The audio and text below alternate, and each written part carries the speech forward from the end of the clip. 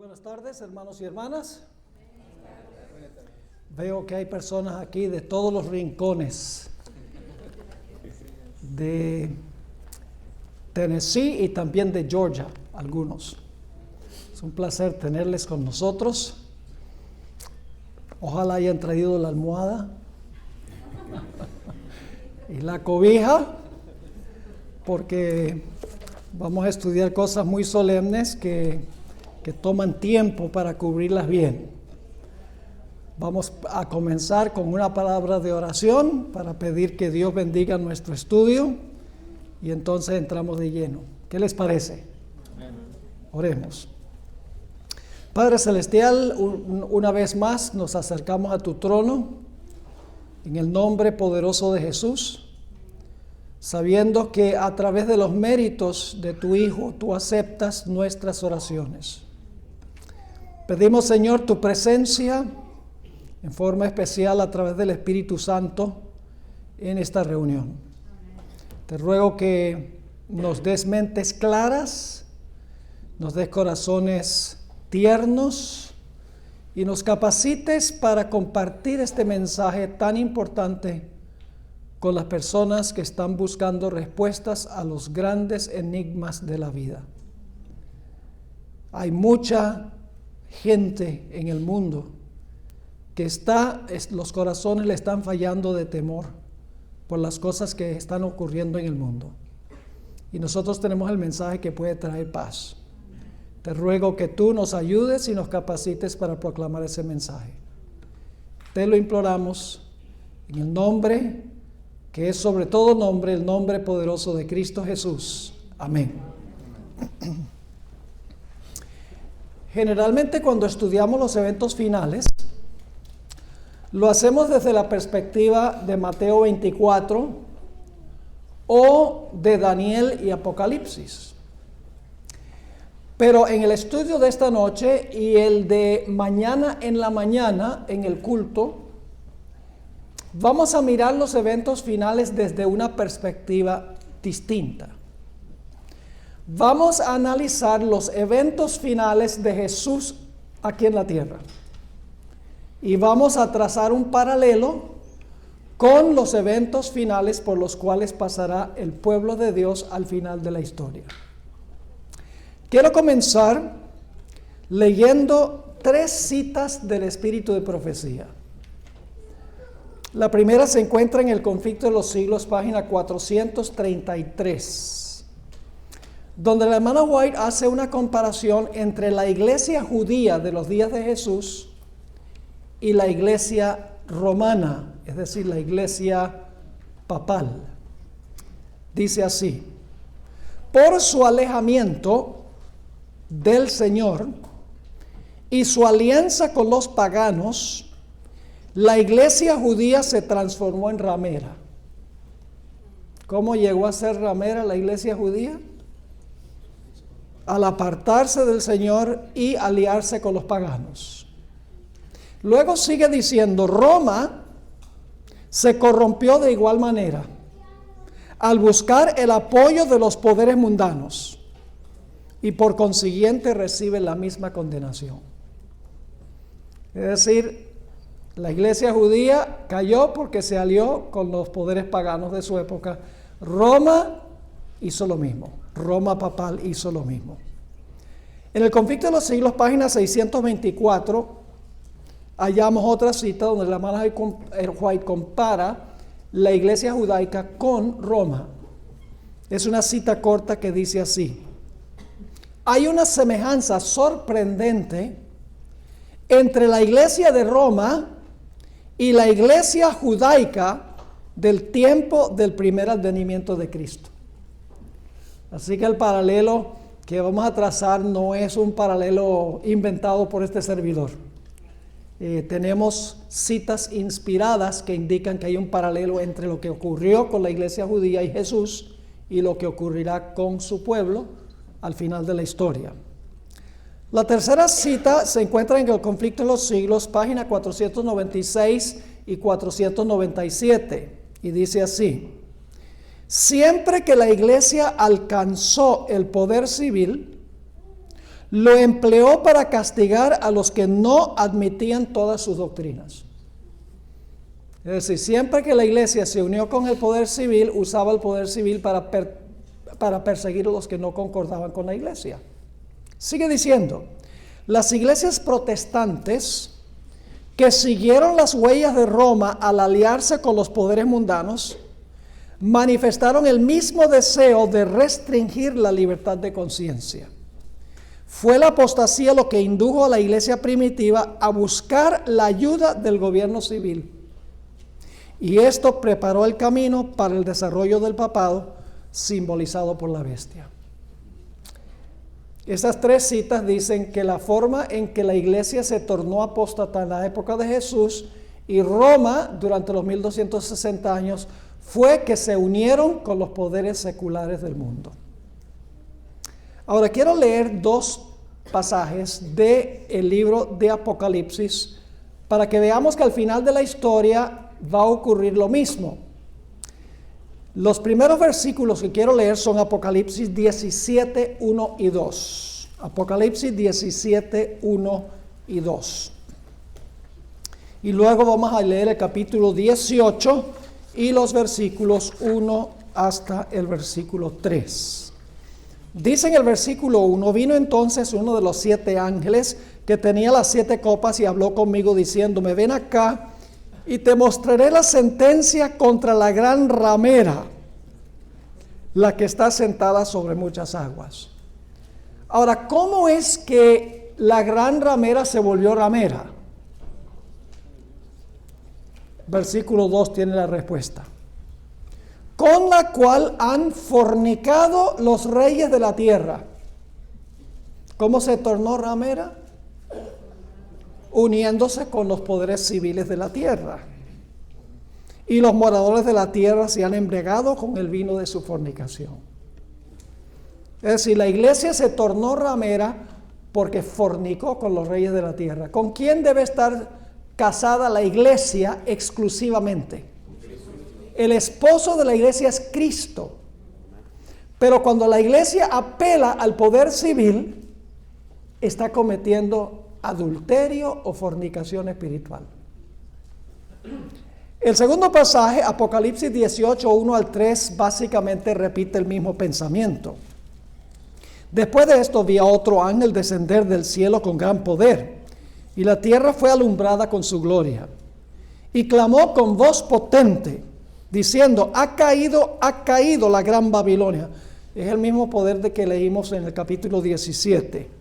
Y se ha hecho habitación de demonios, y guarida de todo espíritu inmundo, y albergue de toda ave inmunda y aborrecible. Porque todas las naciones han bebido del vino del furor de su ¿qué? Fornicación, y los reyes de la tierra han hecho ¿qué? Fornicado con ella, y los mercaderes de la tierra se han enriquecido de la potencia de sus deleites. Nuevamente se repite el mismo pensamiento. La iglesia se tornó ramera cuando se unió con los reyes de la tierra. Cuando se unió con los poderes civiles, llegó a ser ramera. Ahora, esto nos lleva a hacernos una pregunta. ¿Qué relación debe existir entre la iglesia y el Estado? ¿Será que debe haber una relación entre la iglesia y el Estado? ¿Qué dice la Biblia? ¿Qué dijo Jesús en cuanto a esto? Vamos a Mateo 22 y el versículo 15 al 21 para ver la perspectiva de Jesús en cuanto a la relación que debe existir entre la iglesia y el Estado. Mateo 22, 15 al 21. Qué lindo escuchar las páginas de la Biblia. A los pastores les gustan 2 ruidos en la iglesia. Y uno no es el celular. Nos gusta, en primer lugar, escuchar las páginas de la Biblia. Bonito, una sinfonía. Y nos gusta también, aunque sea de vez en cuando, un amén. Si algo les toca el corazón. Versículo 15. Entonces se fueron los fariseos y consultaron cómo sorprenderle en alguna palabra. Y le enviaron los discípulos de ellos con los herodianos, diciendo, la hermana White dice que de todas las sectas judías, los que más odiaban a Jesús eran los herodianos. Generalmente pensamos de los escribas, los fariseos, los saduceos, pero ella dice que los que más odiaban a Jesús eran los herodianos. Así que vienen y dicen lo siguiente: Maestro, sabemos que eres amante de la verdad, hipócritas de primera categoría, y que enseñas con verdad el camino de Dios, y que no te cuidas de nadie, porque no miras la apariencia de los hombres. Oh, lo están halagando. Están preparándose para atraparlo. Versículo 17. Dinos pues, ¿qué te parece? ¿Es lícito dar tributo a César o no? Pero Jesús, conociendo la malicia de ellos, les dijo, ¿por qué me tentáis, hipócritas? Jesús los podía leer como un libro, ¿verdad que sí? ¿Por qué me tentáis, hipócritas? Mostradme la moneda del tributo. Y ellos le presentaron un denario. Entonces les dijo, ¿de quién es esta imagen y la inscripción? Es decir, la cara de quién está en esta moneda y el nombre de quién está en la moneda. ¿Y cuál fue la respuesta? Le dijeron, de César. Y les dijo, dad pues a César lo que es de César y a Dios lo que es de Dios. Yo pregunto, ¿tenemos nosotros un deber para con César? Sí. ¿Tenemos deberes para con Dios? Sí. Pero no deben ir juntos, sino separados. Ahora, la pregunta clave es, ¿qué le debemos a César y qué le debemos a Dios? Porque Jesús dice, dad a César lo que es de César, es decir, al gobierno lo que es del gobierno, que son los taxes, aunque no nos gusta decirlo, ¿verdad? Y a Dios lo que es de Dios. Ahora yo pregunto, en términos financieros, ¿qué le debemos al gobierno? Los impuestos. Y en términos financieros, ¿qué le debemos a Dios? Los diezmos. ¿Sería apropiado que César quisiera agarrarse un porcentaje de los diezmos? ¿Sería apropiado que la iglesia agarre un poco de los taxes para funcionar? No. La iglesia tiene su lugar legítimo y debe funcionar como iglesia. El poder civil tiene su lugar legítimo, pero debe funcionar como poder civil. No se deben combinar ni entremezclar. Cada uno debe funcionar en su esfera. Ahora vamos a mirar un poco más detenidamente este asunto de qué le debemos a Dios y qué le debemos a César o al hombre, por así decirlo. Vamos a Deuteronomio 4:13. Deuteronomio 4 y el versículo 13. Vamos a hablar unos momentos de los 10 mandamientos. ¿En cuántas de tablas de piedra escribió Dios los 10 mandamientos? En 2. Dice allí, y Él os anunció su pacto, el cual os mandó poner por obra los 10 mandamientos y los escribió en 2 tablas de piedra. ¿Podría Dios haberlos escrito en 3 si hubiera querido? ¿Podría haber escrito todos los 10 mandamientos en una sola? Sí. ¿Por qué escogió Dios escribir las tablas, la ley en una sola tabla? Porque nosotros tenemos 2 deberes. Tenemos un deber vertical para con Dios y un deber horizontal para con los conciudadanos. Vamos a Deuteronomio 6:4 para que vean el primer deber que tenemos. Deuteronomio 6 y el versículo 4.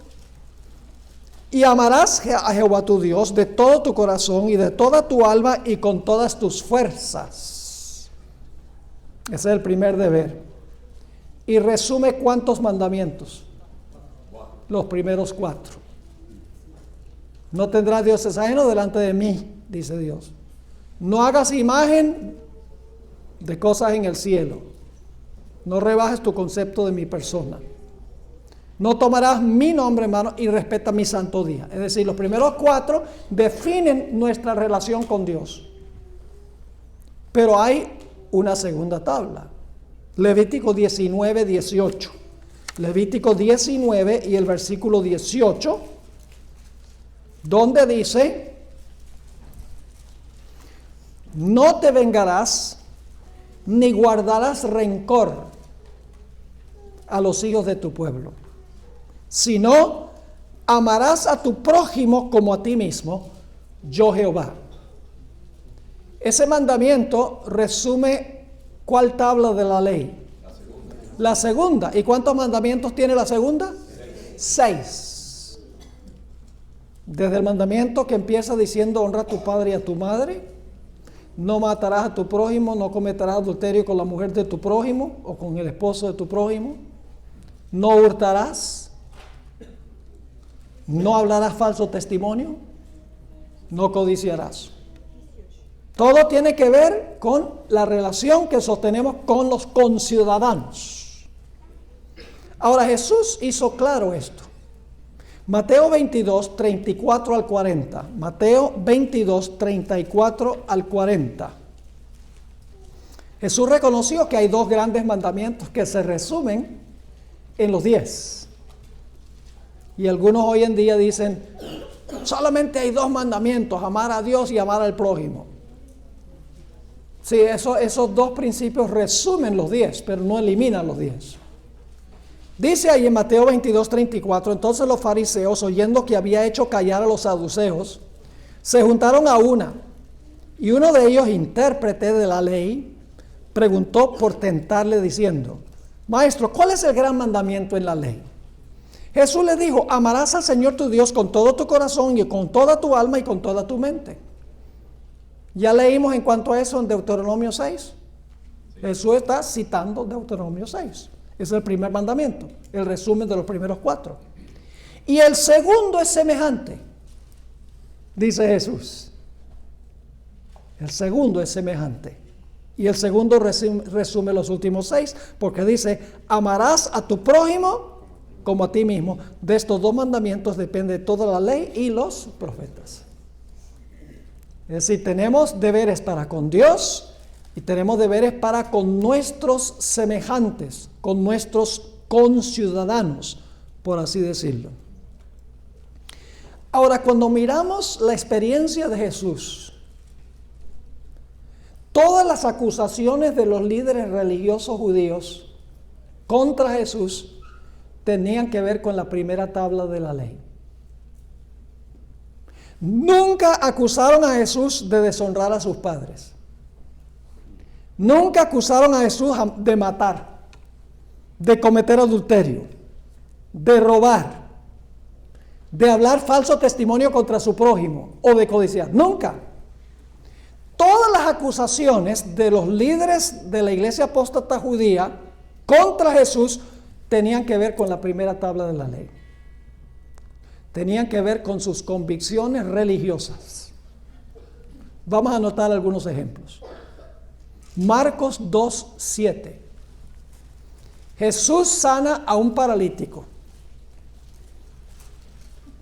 Y cuando Jesús le dice a este hombre: tus pecados te son perdonados, se enojan los líderes. Vamos a leer Marcos 2:7. Los líderes religiosos dicen: ¿por qué habla este así? Blasfemias, dice. ¿Quién puede perdonar pecados sino solo quién? Dios. Solo Dios. Según ellos, ¿cuál mandamiento estaba quebrantando Jesús? El primero, porque se estaba haciendo Dios.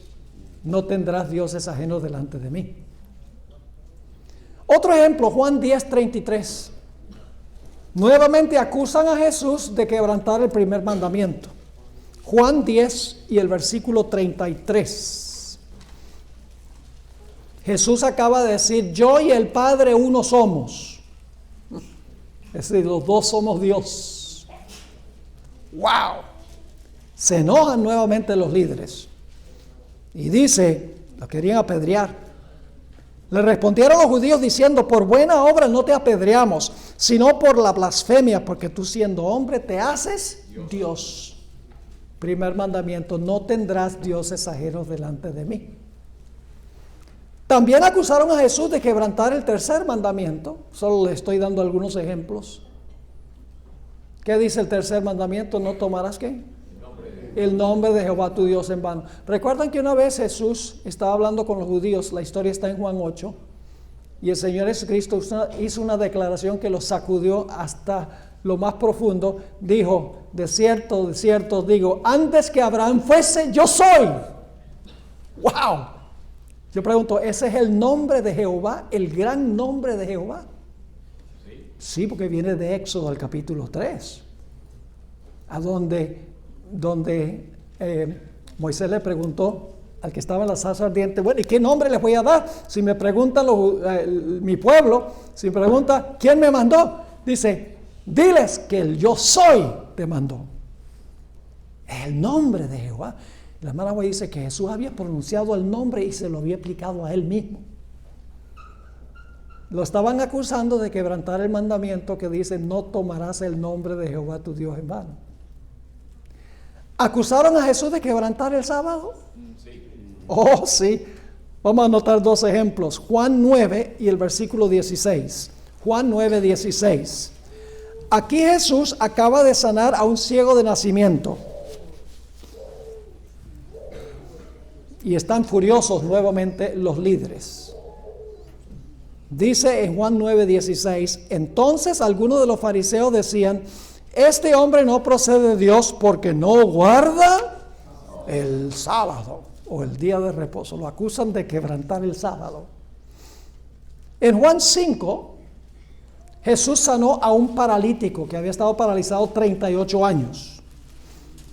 Y en el versículo 16, nuevamente encontramos que lo acusan no solo de quebrantar el mandamiento del sábado, sino que lo acusan también de quebrantar el primer mandamiento. Dice allí, versículo 16 de Juan 5, por esta causa, los judíos perseguían a Jesús y procuraban matarle, porque hacía estas cosas, ¿cuándo? En el día del sábado. Y Jesús le respondió, mi Padre hasta ahora trabaja y yo trabajo. Es decir, Jesús se está refiriendo como hijo de su Padre que está haciendo la obra del Padre. Se está proclamando Dios. Por esto los judíos aún más procuraban matarle, porque no solo, según ellos, quebrantaba el sábado, sino que también decía que Dios era su propio Padre, haciéndose ¿qué? Haciéndose igual a Dios. Ahora, aquí viene un punto importante que vamos a tocar más mañana. Los judíos guardaban el sábado, el día correcto, de la manera incorrecta. Y odiaban a Jesús porque Jesús guardaba el día correcto en la forma correcta. Yo pregunto, al final de la historia va a haber una controversia entre el día correcto y el día incorrecto.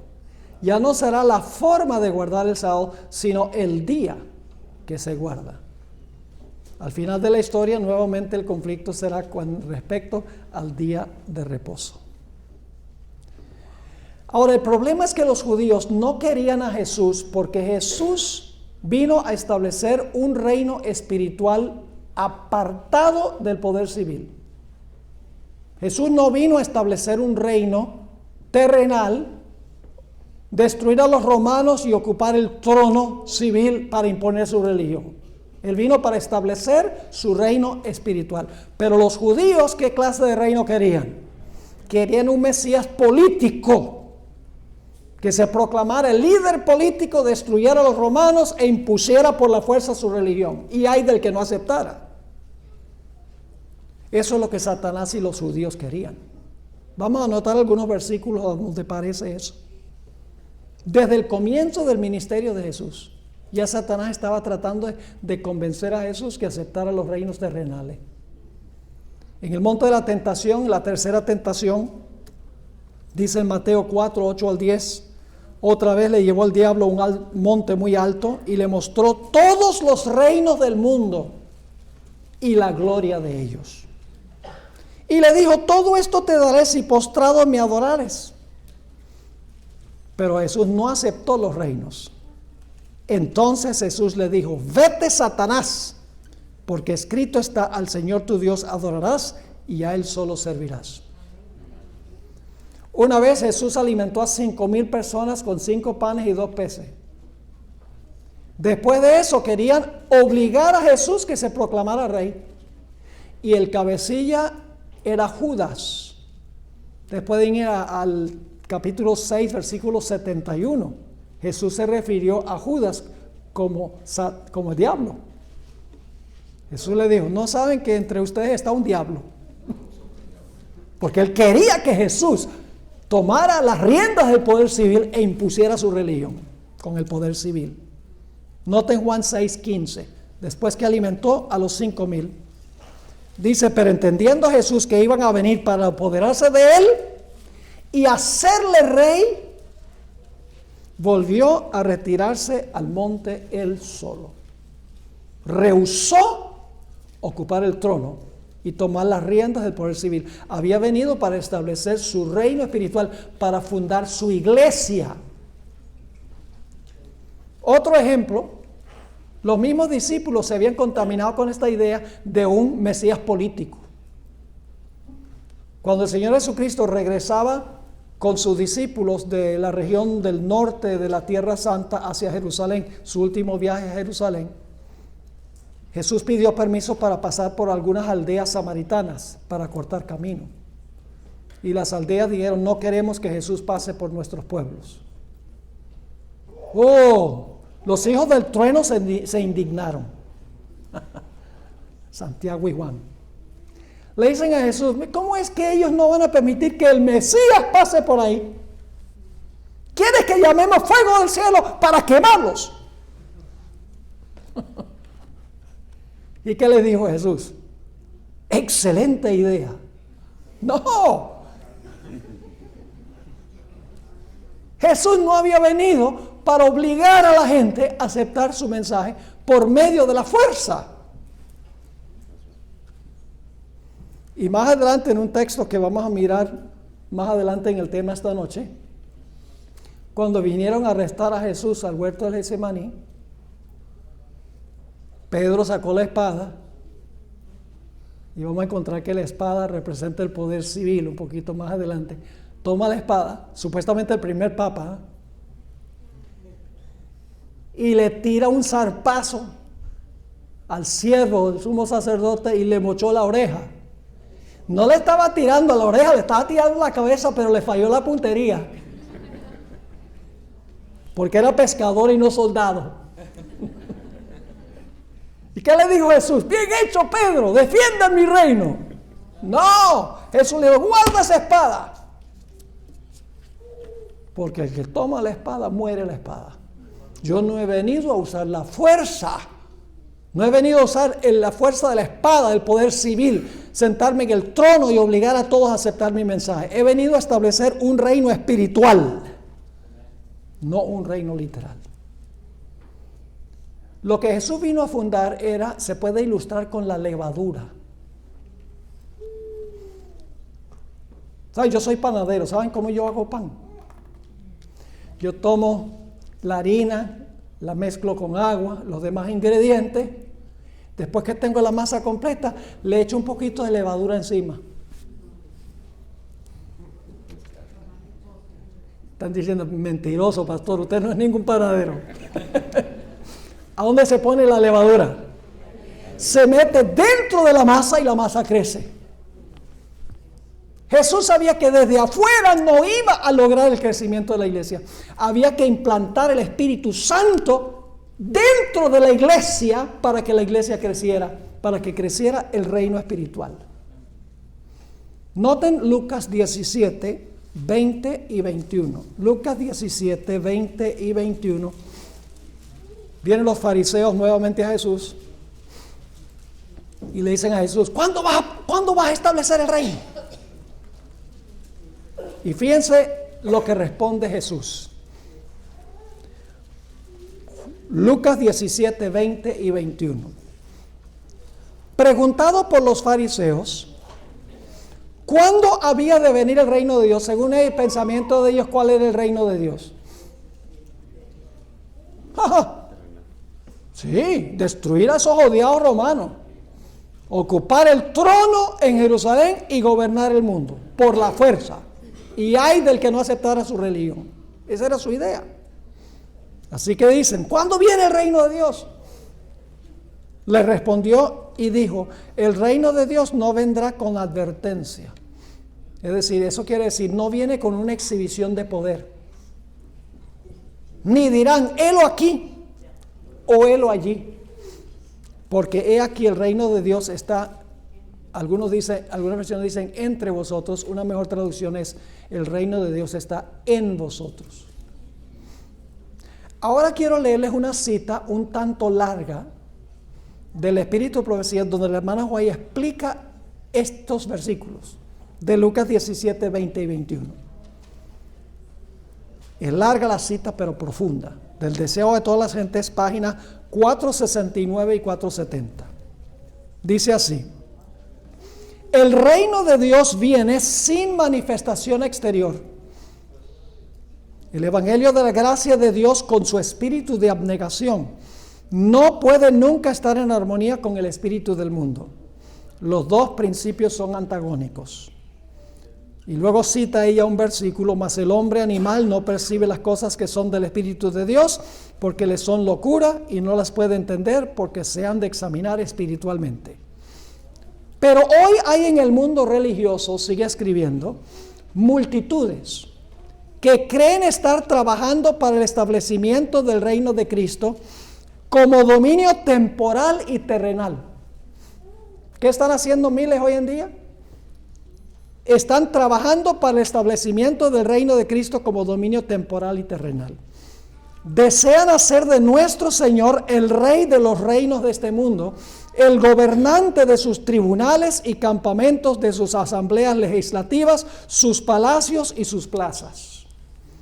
Esperan que reine por medio de promulgaciones legales impuestas por autoridad humana. Como Cristo no está aquí en persona, ellos mismos quieren obrar en su lugar, ejecutando las leyes de su reino. El establecimiento de un reino tal es lo que los judíos deseaban en los días de Cristo. Habrían recibido a Jesús si Él hubiese estado dispuesto a establecer un dominio temporal, a imponer lo que ellos consideraban como las leyes de Dios y hacerlos a ellos los expositores de su voluntad y los agentes de su autoridad. Pero Él dijo, mi reino no es de este mundo. No quiso aceptar el trono terrenal. Ahora, aquí viene la parte más interesante. El gobierno bajo el cual Jesús vivía era corrupto y opresivo. Por todos lados había abusos clamorosos, extorsión, intolerancia y crueldad insultante. Los que conocen la historia del Imperio Romano saben que esto es cierto. Era un imperio despótico. Sin embargo, el Salvador no intentó hacer reformas civiles. ¿Qué no intentó Jesús? ¿Hacer reformas qué? Civiles. No atacó los abusos nacionales, ni condenó la administración de los que estaban en el poder. Y les aseguro que los emperadores eran peor que Trump. Jesús no, dice aquí, Jesús no intentó hacer reformas civiles, no atacó abusos nacionales, ni condenó a los enemigos nacionales. No intervino en la autoridad ni en la administración de los que estaban en el poder. El que era nuestro ejemplo se mantuvo alejado de los gobiernos terrenales. Y dice, ¿pero por qué, pastor? Escuchen. No porque fuese indiferente a los males de los hombres, sino porque el remedio no consistía en medidas simplemente externas. Para ser eficiente, la cura debía alcanzar a los hombres individualmente y debía regenerar el corazón. Cuando el corazón cambia, la sociedad cambia. La sociedad no se puede cambiar por la fuerza. Eso es lo que está diciendo Jesús. Jesús dice, de nada vale que me siente en el trono en Jerusalén, destruya a los romanos e imponga bajo pena de muerte que todos obedezcan a mi reino. Porque igual tienen corazones rebeldes. Dice Jesús, yo vine para implantar el Espíritu Santo en el corazón, para que cuando el corazón cambia, la conducta cambia y la sociedad también cambia. Termina la cita diciendo, no por las decisiones de los tribunales o los consejos o asambleas legislativas, ni por el patrocinio de los grandes del mundo, ha de establecerse el reino de Cristo, sino por la implantación de la naturaleza de Cristo en la humanidad por medio de la obra del Espíritu Santo. Qué profunda cita esta. Y hoy en día Trump y los evangélicos están así. Uña y mugre, es difícil distinguir el uña de la mugre, en realidad. Ahora, movámonos un poquito más hacia adelante. Ya faltando unos 6 meses para terminar el ministerio de Jesús, Jesús hizo su mayor milagro, la resurrección de un hombre que había estado muerto 4 días, Lázaro. Cuando Jesús resucitó a Lázaro, las muchedumbres quedaron profundamente impactadas. Y las muchedumbres empezaron a seguir a Jesús. Las sinagogas quedaron vacías.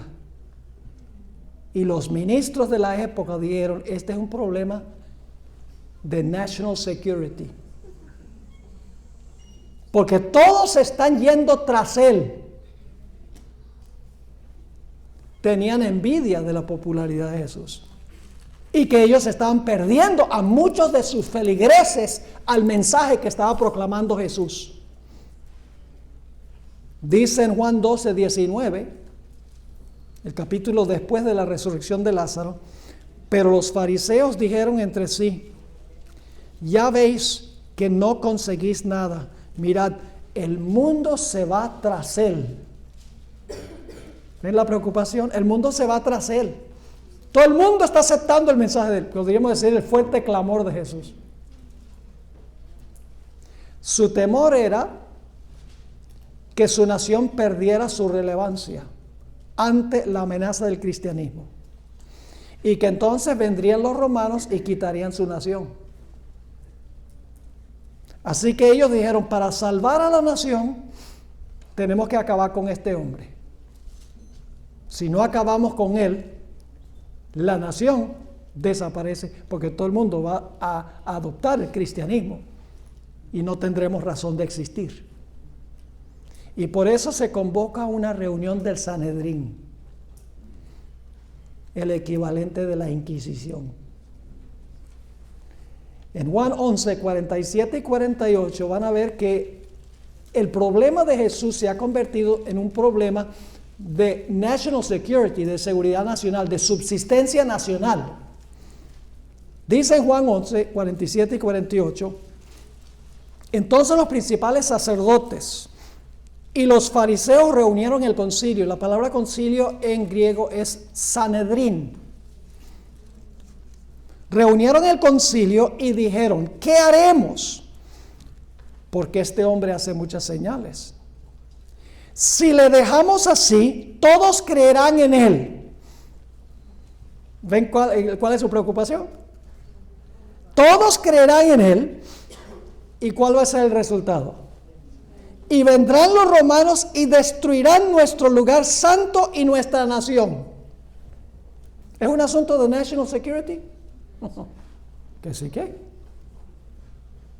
Pero saben, me adelanto a un punto muy importante, y es que ellos creían que matando a Jesús iban a salvar a la nación, pero al matar a Jesús acabaron con la nación, porque los romanos vinieron y los acabaron por haber matado a Cristo. Causaron lo que quisieron impedir, matando a Jesús. Ahora, en el concilio, Caifás, el sumo sacerdote, sugiere una solución al problema de national security. En los versículos 47 al 49, al 50 en realidad, dice, entonces Caifás, uno de ellos, sumo sacerdote aquel año, les dijo, vosotros no sabéis nada, ni pensáis que nos conviene que un hombre muera por el pueblo y no que toda la nación perezca. Es necesario matar a este para salvar a la nación, está diciendo. Yo pregunto, ¿se va a volver a usar el mismo argumento al final de la historia? Con el pequeño remanente que guarda un día que es contrario al día que guardan todos los demás en el mundo. Les leo una cita que encontramos en el Conflicto de los Siglos. El Conflicto de los Siglos, página 601 de la hermana White, dice que este mismo argumento se va a volver a usar contra el remanente al final. Dice allí, se demandará con insistencia que no se tolere a los pocos que se oponen a una institución de la Iglesia y una ley del Estado, pues vale más que esos pocos sufran y no que naciones enteras sean precipitadas a la confusión y la anarquía. Este mismo argumento fue presentado contra Cristo hace 1800 años por los príncipes del pueblo. Nos conviene, dijo el astuto Caifás, que un hombre muera por el pueblo y no que toda la nación se pierda. Este argumento parecerá concluyente y finalmente se expedirá contra todos los que santifiquen el sábado un decreto que los declare merecedores de las penas más severas y autorice al pueblo para que pasado cierto tiempo los mate. Y así piensan que van a salvar ¿qué? A esta nación. Pero en vez de salvar a la nación, al condenar a muerte al remanente de Dios, condenarán a la nación. Porque la apostasía nacional llevará a la ruina nacional. Sigue diciendo la sierva del Señor, el romanismo en el viejo mundo y el protestantismo apóstata en la América del Norte actuarán de la misma manera contra los que honren todos los preceptos divinos. Y las acusaciones contra el pueblo de Dios serán acusaciones que tienen que ver con cuál tabla de la ley. Con la primera tabla de la ley, porque el conflicto final tiene que ver con la adoración. Esa será la acusación contra el pueblo de Dios. No que han violado ninguna ley civil. Por eso debemos nosotros ser ciudadanos ejemplares. Porque cuando vayamos ante tribunales, si hemos hecho trampa en los taxes, vamos a tener un problema serio. Debemos ser ciudadanos íntegros, honestos, en todo sentido de la palabra. Ahora, para que no haya ninguna acusación de violación de las leyes civiles, las acusaciones tendrán que ver con la primera tabla de la ley. Así que ese mismo día el Sanedrín tomó una decisión. Juan 11:53 dice, así que desde aquel día acordaron matarle. ¿Quién quería la muerte de Jesús? ¿El gobierno o la iglesia? La iglesia. ¿Por qué? Porque Jesús no concordaba con las tradiciones de la iglesia. Es decir, el poder peligroso no es el poder civil. El poder civil solo no es una amenaza para Jesús. La amenaza es la iglesia apóstata, la que quiere la muerte de Jesús, porque sus prácticas y sus enseñanzas no concuerdan con las de ellos. Y las multitudes están aceptando el mensaje de Jesús. Ahora nos movemos adelante al momento cuando Cristo está en el huerto del Getsemaní. Viene una guardia del templo para arrestar a Jesús. Escuchen bien, todavía el poder civil no está involucrado. Hasta ahora solo la iglesia. Viene la guardia del templo, que es una guardia del templo judío, no es de los romanos, para arrestar a Jesús. Pedro, quien supuestamente era el primer papa, así dice la Iglesia Católica, sacó la espada literal para defender a Jesús. En Mateo 26, 51 y 52, Mateo 26, 51 y 52, encontramos el relato. Dice, pero uno de los que estaban con Jesús, que sabemos que era Pedro, extendiendo la mano sacó su espada e hiriendo a un siervo del sumo sacerdote le quitó la oreja. Entonces, ¿qué le dijo Jesús a Pedro? Entonces Jesús le dijo, vuelve tu espada a su lugar, porque todos los que tomen espada, a espada perecerán. ¿Pueden pensar de algún otro versículo donde se usan palabras casi iguales? Yo pregunto, durante los 1260 años de opresión papal, ¿el papado usaba la espada del poder civil para perseguir a los que no estaban de acuerdo con la iglesia? ¿Usó la espada del poder civil? Sí, pero ¿qué pasó al final de los 1260 años? La espada que usaba el papado para matar es la espada que le dio la herida mortal. ¿Están conmigo o no están conmigo? En Apocalipsis 13:10 dice, si alguno lleva en cautividad, va en cautividad. Si alguno mata a espada debe ser muerto. Aquí está la paciencia y la fe de los santos. Y ahora, los dignatarios eclesiásticos van a reunir otra vez al Sanedrín para hacerle un juicio religioso a Jesús. Juicio religioso. Todavía el poder civil no está involucrado en la historia. Todo esto lo está haciendo es la iglesia de aquella época, la iglesia apóstata. Ahora le van a hacer a Jesús una inquisición eclesiástica, si podemos decirlo así. Dice Mateo 26:57, Mateo 26 y el versículo 57, que llevan a Jesús a la casa de Caifás. ¿Quién era Caifás? ¿El gobernante romano o era el sumo sacerdote? El sumo pontífice, el papa de aquella época. Interesante que al papa le llaman sumo pontífice, que es la misma palabra que se usa para describir a Caifás. Los que prendieron a Jesús le llevaron al sumo sacerdote Caifás, a donde estaban reunidos los escribas y los ancianos.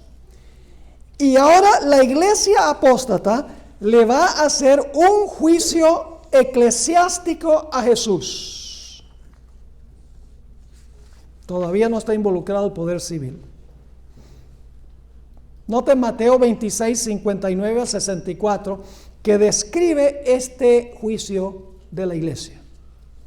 Y los principales sacerdotes y los ancianos y todo el concilio buscaban falso testimonio contra Jesús para entregarle a la muerte. Y no la hallaron.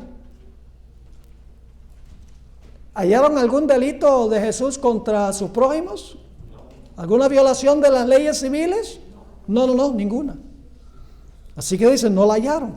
Aunque muchos testigos falsos se presentaban, pero al fin vinieron 2 testigos falsos que dijeron, este dijo, puedo derribar el templo de Dios y en 3 días reedificarlo. Y levantándose el sumo sacerdote le dijo, ¿no respondes nada? ¿Qué testifican estos contra ti? Mas Jesús callaba. Entonces el sumo sacerdote le dijo, te conjuro por el Dios viviente que nos digas si tú eres el Cristo, el Hijo de Dios. Jesús le dijo, tú lo has dicho, y además os digo que desde ahora veréis al Hijo del Hombre sentado a la diestra del poder de Dios y viniendo en las nubes del cielo. Mejor dicho. Inmediatamente Caifás se rasga los vestidos y le pega una cachetada a Jesús. El juicio religioso de Jesús fue una farsa. Se violaron todos los derechos legales de Jesús. Las leyes de los judíos fueron violadas todas. Déjenme decirles cuáles eran las leyes que tenían los judíos de aquella época, que debían implementar cuando se acusaba a una persona de un crimen, cuando se llevaba un juicio. Primero, no se permitían falsos testigos. Segundo, el sumo pontífice le dio una cachetada a Jesús antes que se le hallara culpable. Eso era contrario a la ley. Además de eso, el juicio se hizo de noche. Los judíos exigían que se hiciera el juicio a la claridad del día, pero el juicio de Jesús fue de noche.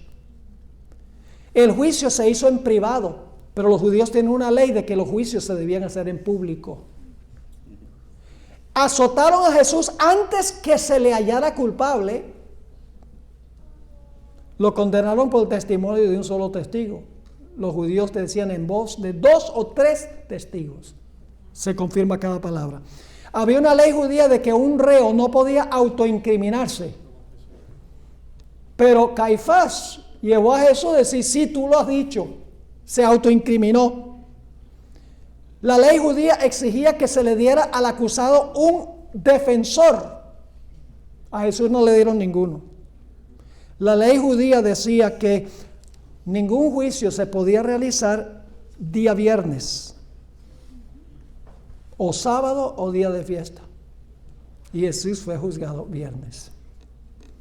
Y finalmente, la sentencia de muerte, según la ley de judíos, no se podía implementar sino a 3 días después que se dictaba la sentencia, se ejecutaba, porque en esos 3 días se podía descubrir evidencia para exonerar al acusado.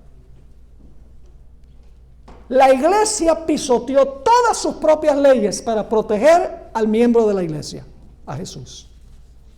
Hay otro dato interesante.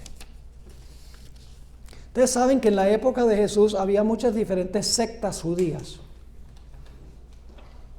Estaban los fariseos, los saduceos, los herodianos, los zelotes, los esenios, muchas diferentes denominaciones. Todos decían ser judíos, pero tenían diferentes creencias y prácticas. Por ejemplo, los zelotes querían, con el uso de la espada, derrocar al gobierno romano.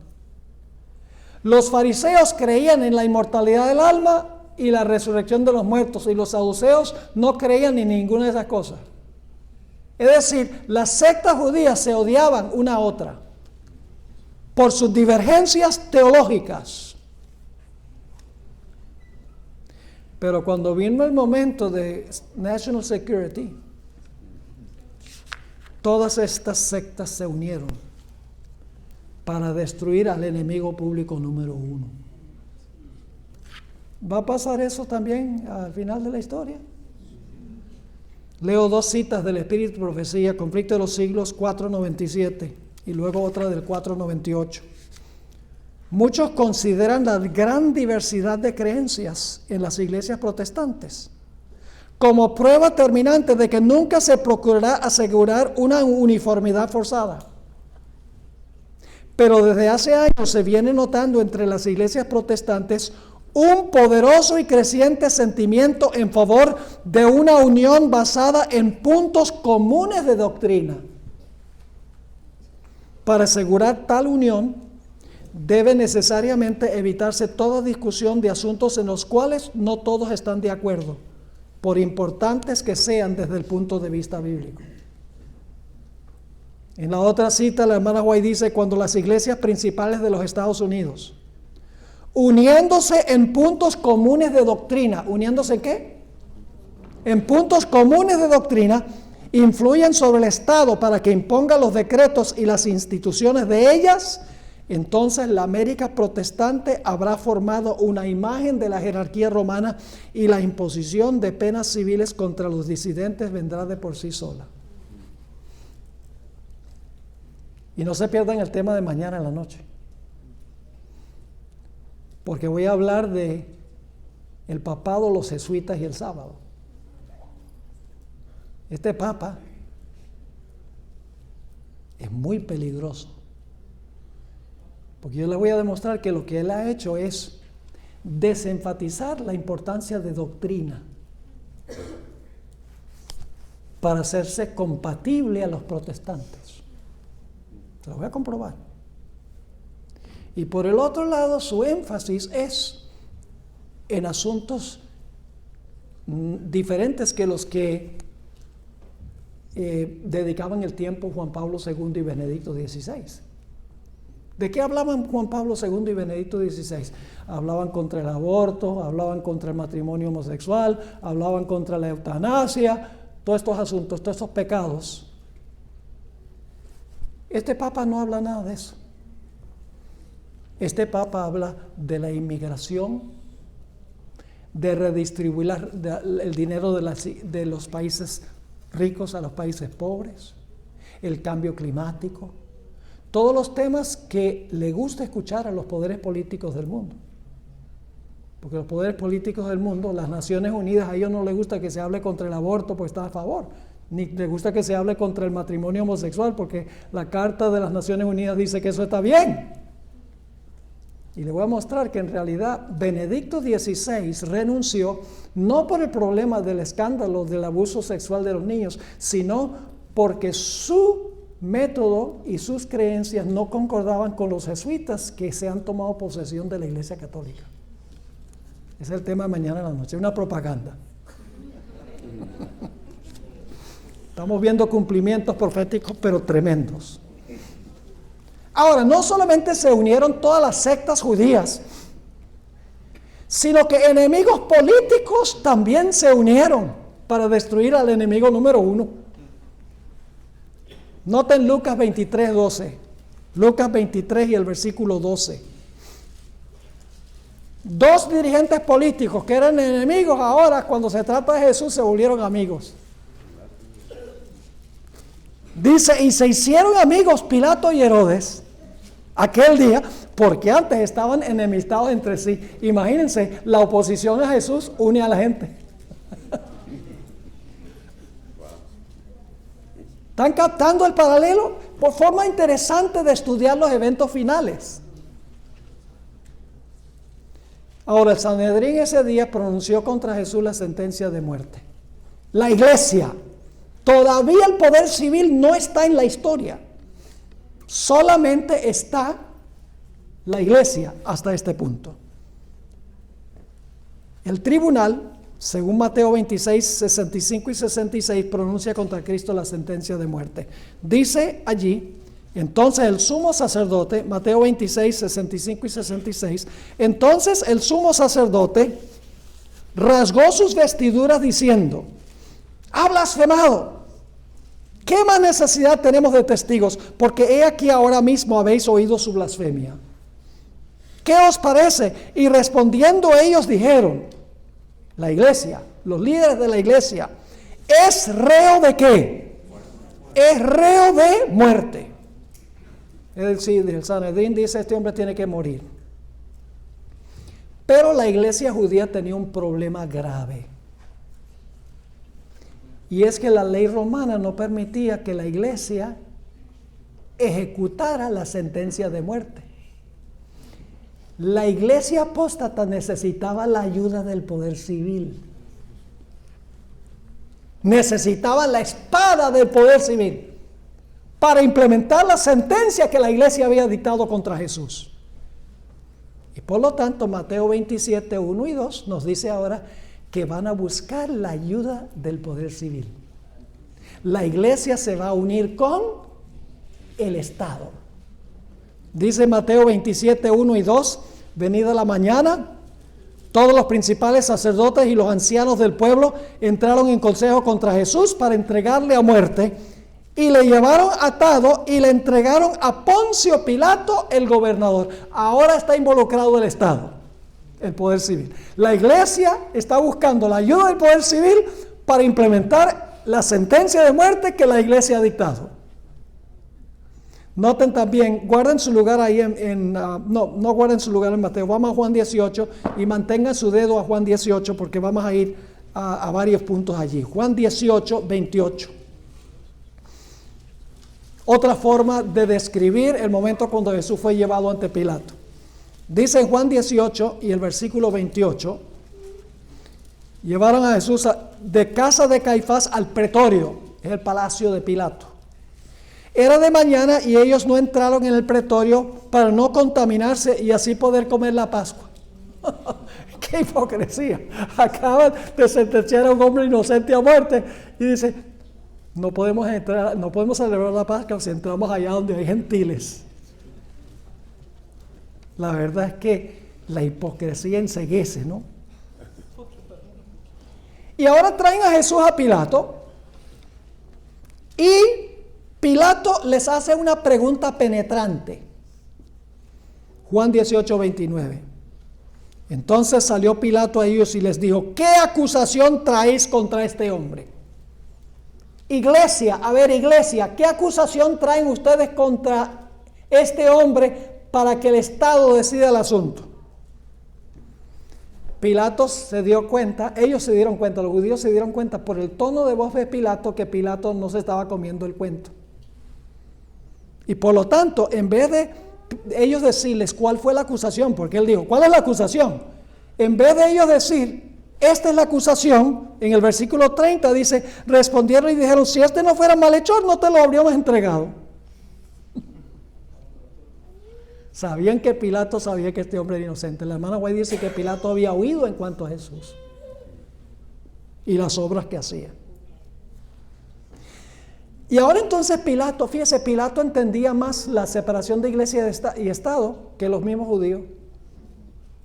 Pilato entendió la idea de que ellos tenían su ley y Roma tenía también su ley. La iglesia tiene ley y el Estado también tiene ley. Noten Juan 18:31. Entonces le dijo Pilato, tomadle vosotros y juzgadle ¿qué? Y juzgadle según vuestra ley. ¿Qué está diciendo Pilato? Este es un asunto eclesiástico, no es un asunto civil. Él ha violado, según ustedes, las leyes de la iglesia. Ustedes encárguense de eso. Es un asunto eclesiástico, no es un asunto que tiene que ver con el gobierno romano. Pero entonces ellos le dicen a Pilato, la iglesia, los líderes de la iglesia, el versículo 31 dice, entonces les dijo Pilato, tomad de vosotros y juzgadle según vuestra ley. Y los judíos le dijeron, a nosotros no nos está permitido dar muerte a nadie. We need your help. Necesitamos tu ayuda, Pilato. Pero Pilato no se estaba comiendo el cuento. Ellos se dieron cuenta que Pilato no iba a condenar a Jesús meramente por acusaciones religiosas de la iglesia.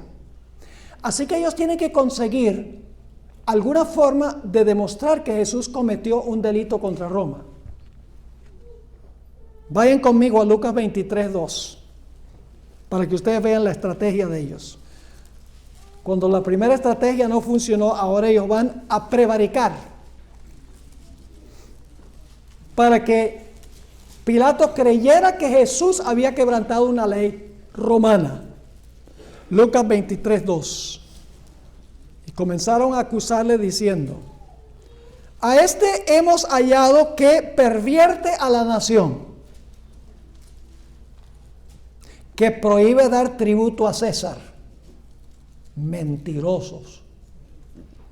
Jesús había dicho, dad pues a César lo que es de César. No había dicho eso. Pero ellos tienen que conseguir alguna acusación contra el Código Civil de Roma,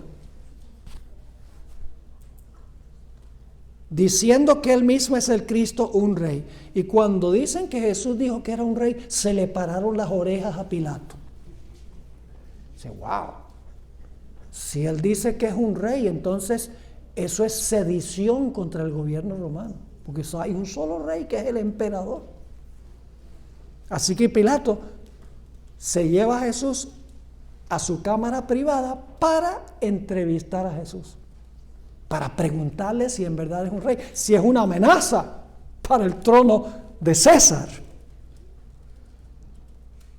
Y Pilato le pregunta a Jesús, ¿es verdad lo que ellos dicen que tú eres un rey? No se preocupa de lo del tributo ni pervierte la nación, sino que Jesús, según ellos, estaba proclamando rey.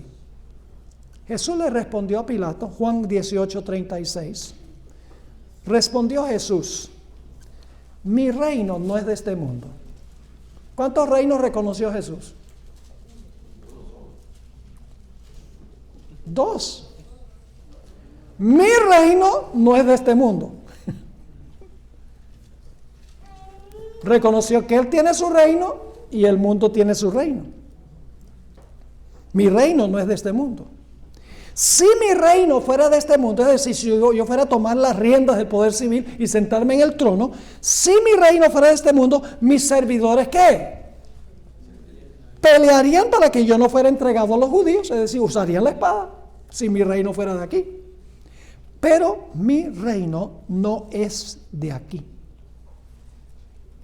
Si Pilato hubiera sospechado que Jesús estaba proclamándose un rey en términos civiles, inmediatamente lo hubiera condenado por sedición contra el gobierno romano, Pero Pilato sabía que Jesús no estaba diciendo que era rey del poder civil, sino que era rey en términos religiosos. Ahora, lo interesante es que Pilato proclamó 3 veces en público que Jesús era inocente. El poder civil dice, este hombre es inocente. Vamos a leer esos 3 textos. Juan 18:38 es el primer texto donde Pilato oficialmente y en público hace su proclamación. Le dijo Pilato, ¿qué es la verdad? Y cuando hubo dicho esto, salió otra vez a los judíos y les dijo, ¿qué cosa? Yo no hallo en él ningún delito. Capítulo 19 y el versículo 4. 19:4. Entonces Pilato salió otra vez y les dijo, mirad, os lo traigo fuera para que entendáis que ningún delito hallo en él. Versículo 6. Cuando le vieron los principales sacerdotes y los alguaciles dieron voces diciendo, crucifícale, crucifícale.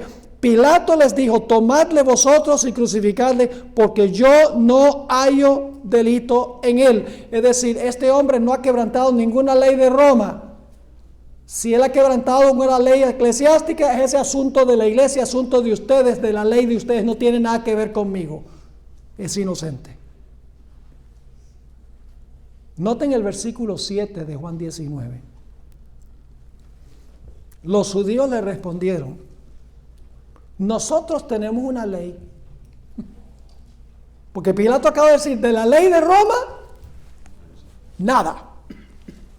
Pero luego dicen, nosotros tenemos una ley, la ley de la iglesia, según ellos, de la iglesia apóstata. Nosotros tenemos una ley, y según nuestra ley, debe morir, porque se hizo a sí mismo hijo de Dios. Y Pilato está pensando, ¿y esto qué tiene que ver conmigo? Que se hizo hijo de Dios. A mí no me va ni me viene. Este mismo argumento, nosotros tenemos una ley y según nuestra ley debe morir. Las iglesias en el futuro van a usar el mismo argumento contra el remanente. Escuchen esta cita que viene del libro Conflicto. En realidad esto viene de Signs of the Times, mayo 26, 1898. También está en el Conflicto de los Siglos. Dice la hermana White, aquellos que vivan en los últimos días de la historia de este mundo sabrán lo que significa la persecución por causa de la justicia. En los tribunales prevalecerá la injusticia. Los jueces rehusarán escuchar las explicaciones de los que son leales a los mandamientos de Dios porque saben que los argumentos a favor del 4º mandamiento son irrefutables. Dirán, nosotros tenemos una ley. Esto es bajo la influencia de los líderes religiosos. Dirán, nosotros tenemos una ley y según nuestra ley debe morir. Para ellos la ley de Dios no significa nada. Para ellos nuestra ley es suprema. Mientras que se favorecerá a los que respetan esta ley humana, no se les mostrará ningún favor a los que rehúsen inclinarse ante este sábado idolátrico. ¿Reconoció Jesús que Pilato era un gobernante legítimo? ¿Quién colocó a Pilato para gobernar? Recuerdan que Pilato le dijo a Jesús, ¿sabe que yo tengo poder para soltarte si yo quiero? Fíjense lo que le dijo Jesús, Juan 19:11. Respondió de Jesús, ninguna autoridad tendrías contra mí si no te fuese dada de arriba. Tú estás gobernando ahí en asuntos civiles porque Dios te puso ahí. Por tanto, el que a ti me ha entregado, ¿que es quién? Caifás, el sumo sacerdote, la iglesia, mayor pecado tiene. Ahora tenemos que hacernos la pregunta, ¿por qué entregó Pilato a la muerte a un hombre que declaró abiertamente inocente? Por 2 razones. 1, se estaba formando un tumulto entre el pueblo. Y ya Pilato estaba en el radar de César. Pilato había tenido muchos problemas con los judíos. Y Pilato tenía miedo de que si se formaba un tumulto y tenía que matar a muchos judíos más, que lo iban a quitar de su puesto. Y en segundo lugar, relacionado directamente con esto, Pilato, los judíos lo intimidaron diciéndole, si tú no entregas a este hombre que dice que es rey, te vamos a acusar al emperador y el emperador te va a quitar de tu puesto político. Vamos a leer los versículos, Mateo 27, 24. Mateo 27, 24. Viendo Pilato que nada adelantaba, sino que se hacía más alboroto, tomó agua y se lavó las manos delante del pueblo, diciendo, inocente soy yo de la sangre de este justo, allá vosotros. Y luego noten el Juan 19 y el versículo 12, es decir, primero se está realizando un tumulto y Pilato dice, si yo tengo otro tumulto, otra insurrección de los judíos, va a ser un problema para mí con el emperador. Y más explícitamente Juan 19, 12 dice, desde entonces procuraba Pilato soltarle, pero los judíos daban voces, diciendo, si a este sueltas, no eres amigo de César. Todo el que se hace rey a César se opone. Te vamos a acusar con César de que tú soltaste a un hombre que decía que es rey y te va a quitar de tu puesto. Es decir, la razón por la cual Pilato entregó a un hombre inocente fue para salvar su puesto político. ¿Se va a repetir esto otra vez? Conflicto de los siglos, página 650. Los dignatarios de la iglesia y del Estado se unirán para hacer que todos honren el domingo y para ello apelarán al cohecho, a la persuasión o a la fuerza. La falta de autoridad divina se suplirá con ordenanzas opresivas. La corrupción política está destruyendo el amor a la justicia y el respeto a la verdad. Y hasta los Estados Unidos de la libre América se verá a los representantes del pueblo, ahora escuchen esto, a los representantes del pueblo y a los legisladores tratar de asegurarse el favor público. ¿Cómo? Se verá a los representantes del pueblo. ¿Quiénes son los representantes del pueblo? El Congreso, ¿verdad? Se verá a los representantes del pueblo y a los legisladores tratar de asegurarse el favor público, doblegándose a las exigencias populares por una ley que imponga la observancia del domingo. ¿Y quiénes son los cabecillas detrás de esto? Que quieren la ley dominical. No el pueblo, sino que la iglesia o las iglesias apóstatas. Noten Mateo 27 y el versículo 20. Mateo 27, 20. Aquí hay un concepto supremamente importante. Dice, pero los principales sacerdotes y los ancianos, ¿qué hicieron ellos? Persuadieron a la multitud, es decir, los miembros de su iglesia. Persuadieron a la multitud que pidiese a Barrabás y que Jesús fuese muerto. Yo pregunto, ¿qué entidad es peligrosa para el pueblo de Dios al final de la historia? ¿La iglesia o el Estado? La iglesia. El Estado solo se convierte en una amenaza para la iglesia cuando la iglesia apela al poder civil para hacer lo que la iglesia quiere. Así que aquí dice, los principales sacerdotes y los ancianos, los líderes de la religión apóstata, persuadieron a la multitud, es decir, a los miembros, que le pidieran al poder civil que soltara a Barrabás y que Jesús fuese muerto. Ahora, 1 o 2 puntos más antes de terminar. Hay un momento específico cuando la iglesia judía se tornó adúltera, cuando se convirtió en una ramera. No fue aún en el momento cuando llevaron a Jesús ante Pilato. Todavía, a pesar de que estaban apelando al poder civil, todavía no habían cometido alta traición contra el gobierno de Dios. Pero hubo un evento específico donde ellos se unieron oficialmente con el poder civil y llegaron a ser una iglesia ramera. Vamos a Juan 19, 13 al 15. Juan 19 y el versículo 13 al versículo 15.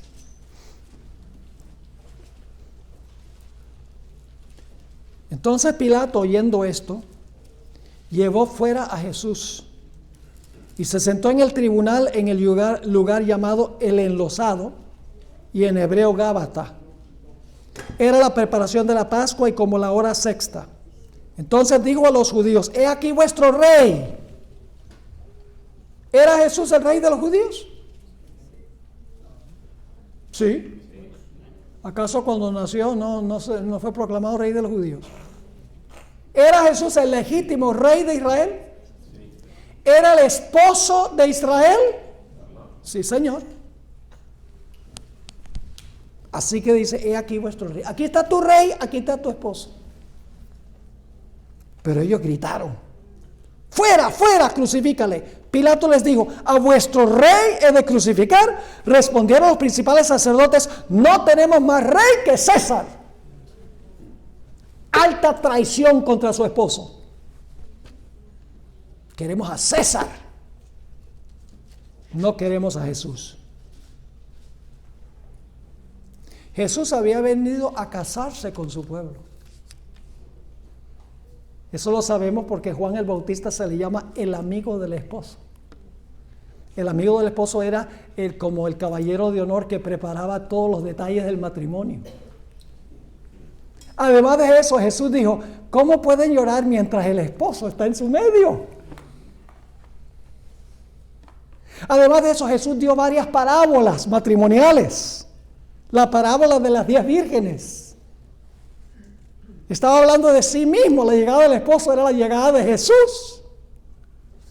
Y contó la parábola del hombre que entró a la fiesta de bodas sin el manto. Jesús habló mucho del matrimonio porque él había venido para casarse con Israel. Pero Israel dijo: con este no, César. Fornicación.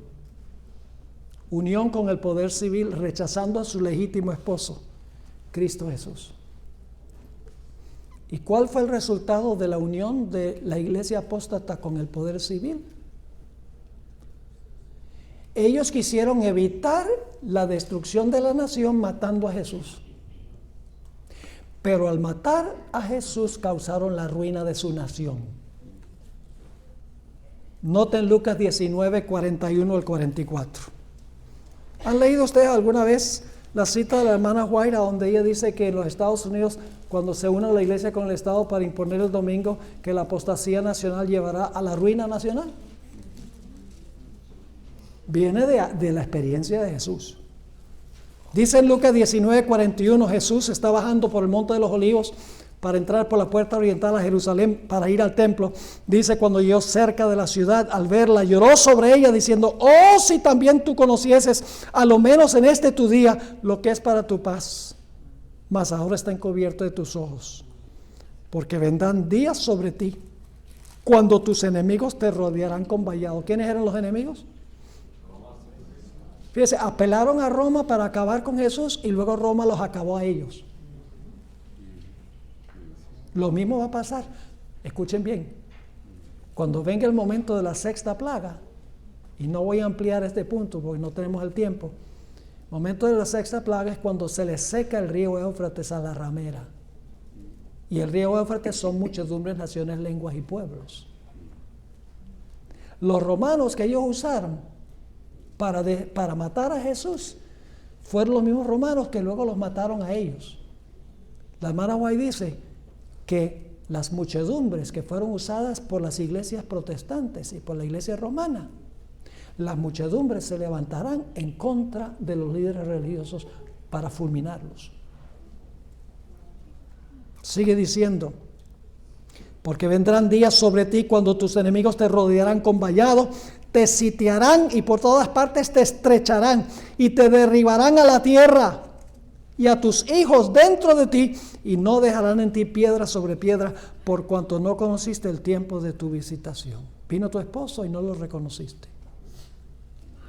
La hermana White, en el libro del Evangelismo, página 174, dice que esto va a suceder de nuevo al final de la historia. La cita lee así: A paso acelerado nos acercamos a este periodo, cuando las iglesias protestantes se unan con el poder secular para apoyar una falsa religión a la cual se opusieron sus antepasados, soportando la más terrible persecución. Entonces el día de descanso papal será hecho obligatorio por la autoridad combinada de la Iglesia y el Estado. Habrá una apostasía nacional que concluirá con la ruina nacional. La historia se repite. Ahora, un último punto. Mañana vamos a tener Dios mediante la parte 2. Así que si no viene mañana, solo van a tener la mitad de este panorama. Mañana vamos a hablar especialmente de lo que va a pasar en el tiempo del fin.